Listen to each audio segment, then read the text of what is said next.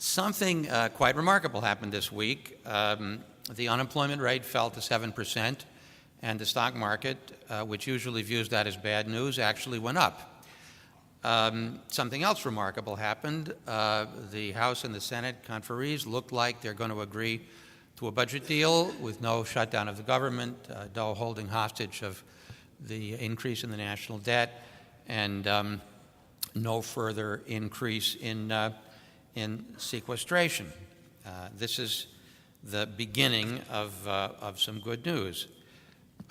Also, I was heartened by President Obama's speech about what the real problems are facing the economy, in which he said, when it comes to our budget, we should not be stuck in a stale debate from 2 or 3 years ago.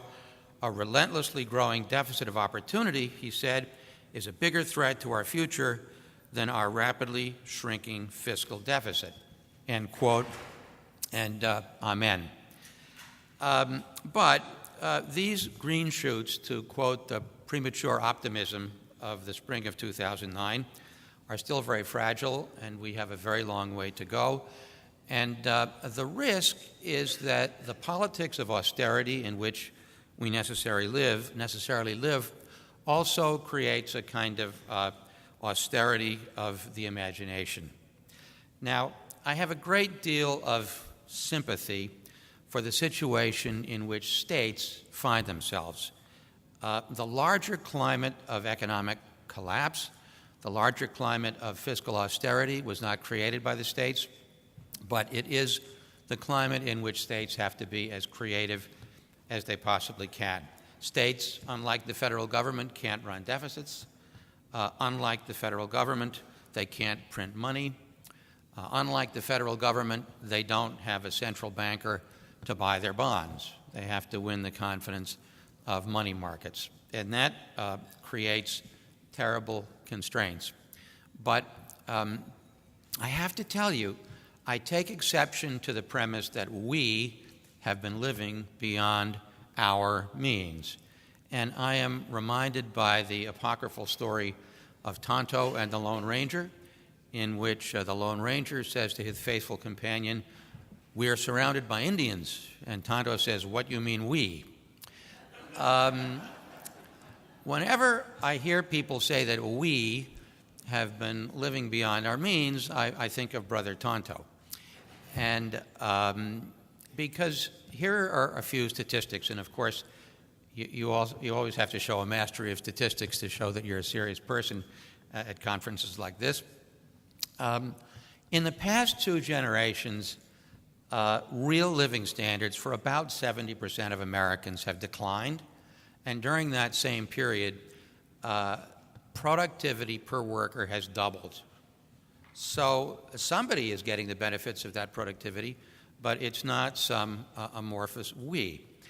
And in listening to Eduardo's very moving tribute to the Borinqueniers of the 65th, I was reminded of another lesson of World War II, an economic lesson that we often forget. So take yourselves back to 1940. Roosevelt has been in office almost 8 years. He's running for re-election for the 3rd time, and the New Deal has been going on for more than 7 years, and unemployment has only been cut to about 13%. And a lot of economists of that era are writing that, maybe that's just the best we can do. Maybe workers don't have the right skills. Maybe automation has created machines that do the jobs of workers, and we're just going to have to get used to slow growth and high unemployment. And then World War II started in Europe, and the Japanese started advancing on Pearl Harbor, and a very funny thing happened. In the first 6 months of 1942, after Pearl Harbor, the War Department entered war production orders of $100 billion, far greater than anything that had ever even been imagined. And a funny thing happened to unemployment. It disappeared. It fell from 13% to 2%. And during the 4 war years, the real economy grew by 50%. Everybody went back to work. Job training ceased to be an issue because people learned skills on the job. We trained 300,000 Class A machinists.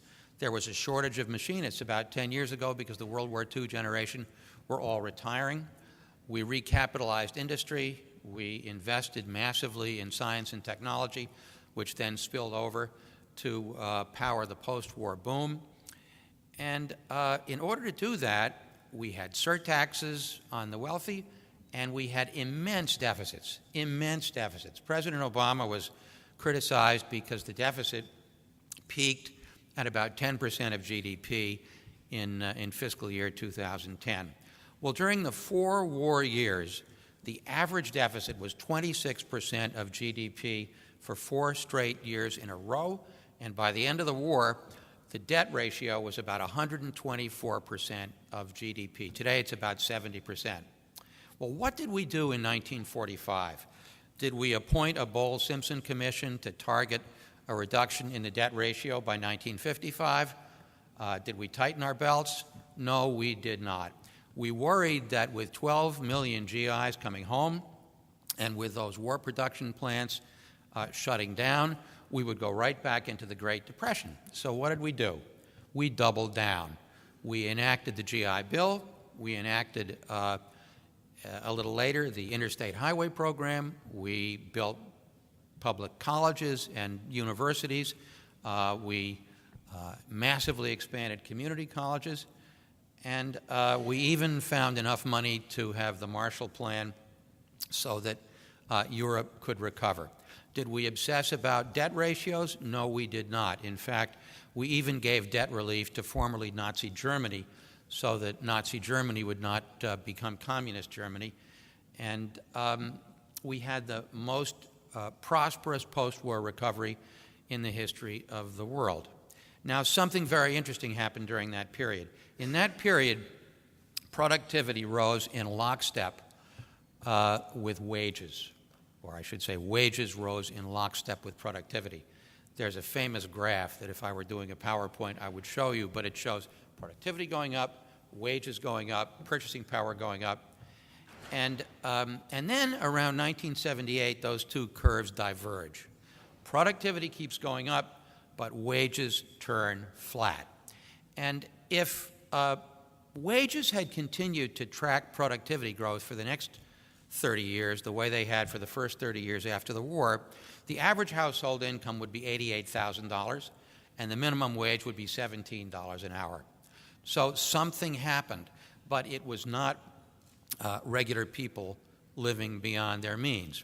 And let me fast forward to the 1990s.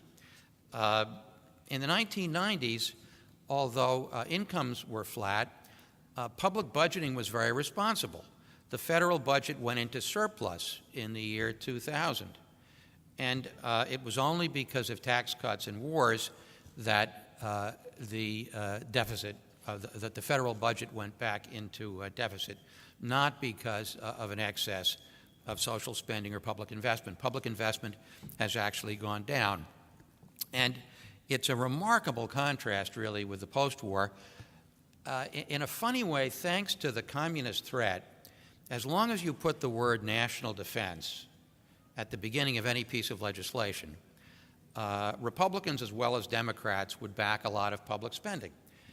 So we had the National Defense Highway Act in case we needed to send tanks from San Francisco to New York, which also happened to be very good for civilian motorists. We had the National Defense Education Act. I was offered a graduate fellowship under something called the National Defense Foreign Language Act to learn an obscure language, Spanish, that was thought to have some kind of military need for guys like me to learn. And so even Eisenhower, even Nixon, though they were Republicans, were somewhat to the left of where a lot of Democrats are today. Now, what happened? Why do both parties today embrace austerity as an improbable route to recovery? And I want to make clear I'm distinguishing between states and the federal government. As I said before, states don't have the luxury of running deficits in order to stimulate the economy. But really, if you think about it, World War II was the greatest economic stimulus program, the greatest unintended economic stimulus program in the history of the world. And I think what we need today is World War II without the war. According to the American Society of Civil Engineers, not a radical organization, we have a deficit in basic public infrastructure of $3.4 trillion. And that doesn't even include a lot of the kind of 21st century infrastructure that we'd like to have: smart grid, green energy, all that good stuff. It's just roads and bridges and tunnels, basic infrastructure, water and sewer systems. And on top of that, Puerto Rico as an island should be particularly sensitive to this, although I noticed the mountains. But islands are going to be submerged if we don't do something about global climate change. And so we're going to have to invest in storm barriers. We're going to have to become a bigger version of the Netherlands, where we have technologies to keep the seas from flooding our lands. And all of this requires public infrastructure. Now, if all of the politics are built around belt tightening, and all the smart guys think that the road to recovery is austerity, we're never going to find the ability to do this. So why did both parties embrace this? Well, since Reagan, the Republicans have been in favor of smaller government as a matter of principle. And as a matter of tactics, they have come up with a very successful formula. You cut taxes, and you say, oh, if I cut taxes, that's going to stimulate the economy, and we're going to get just the same revenue. And then something happens, you don't get the same revenue, and you can point to the big increase in the deficit, and you say, now we're going to have to cut spending in order to close the deficit. The Democrats, who used to be branded as the party of tax and spend, sometime between Clinton and Obama, they also became the party of austerity. It was Obama who appointed the Bowles-Simpson Commission. It was Obama in the fall of 2009 and the spring of 2010 concluded, prematurely I would argue, that the crisis was over, and now we're going to pivot from job creation to deficit reduction. So for about 4 years, both parties were arguing that the high road to recovery was deficit reduction. Well, it didn't work. And, the governor was quite eloquent in urging all of us from the Northeast to stay in Puerto Rico and spend our money. He sounded kind of like a Keynesian. And the problem is that if everybody tightens their belt at the same time, there's nobody to spend their money. And that's what's happened in this prolonged deflationary recession. The banks are too traumatized to lend. The businesses don't see customers, so the businesses don't borrow to expand. Consumers took a huge hit to their net worth because of the housing bust and because of the fact that wages are still flat. And so you get stuck in a cycle of what an economist would call a sub-full employment equilibrium, where the economy kind of chugs along at slow growth, and you never really get the sort of robust economy that fully lives up to its potential. I'm looking for one more interesting statistic that I meant to mention, but it goes something like this. The Recovery Act, the so-called stimulus of February 2009, spent $787 billion over about 4 years. It peaked in the second year, and then it sort of petered out, and now I think it's down to just a few $1 billion a year. That sounds like a lot of money. It is a lot of money. But if you offset it against the cut in state and local budgets of the same 4 fiscal years of $590 billion, the net stimulus was 0.5% of GDP per year. In economics, they call that a rounding error. That's really not enough to make much of a difference. And the slogan was timely, targeted, and temporary. That was wrong. It needed to be a long-term program to restore public infrastructure spending in this country, and we didn't get it. Now, there's one other thing I want to mention. How did the economy stay afloat so nicely until the crash? Well, there was a kind of bastard alliance between Wall Street and the beleaguered household.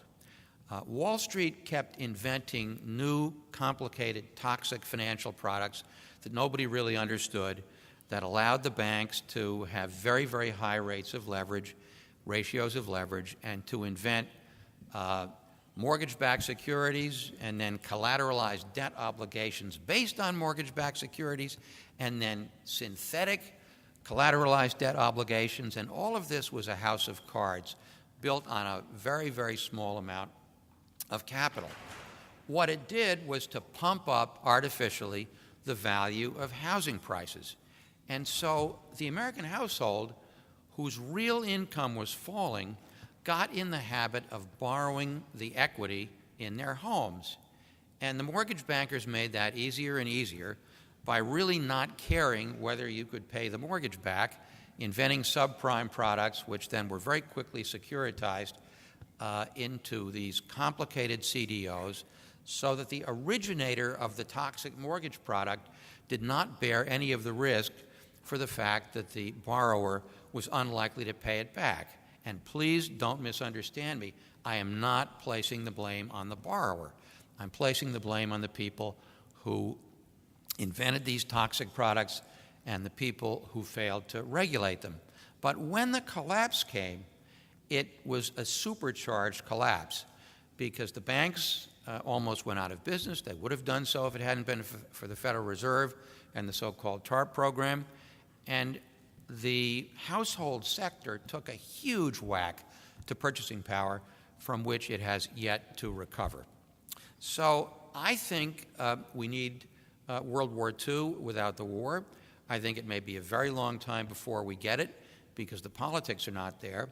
But I am cautiously optimistic in that it looks like we're not going to have any further budget cuts at the federal level.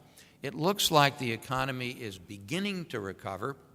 It looks like President Obama, at least, is off of this austerity kick. And very, very slowly, some of these green shoots may actually turn into plants. So in conclusion, my mentor, Professor Galbraith, used to say, you always have to say, in conclusion, to give the audience hope. In conclusion, I recommend that you stay tuned for the panel where we are going to discuss how state governments behave as creatively as they possibly can given this larger climate of budgetary and economic austerity, not of their own making.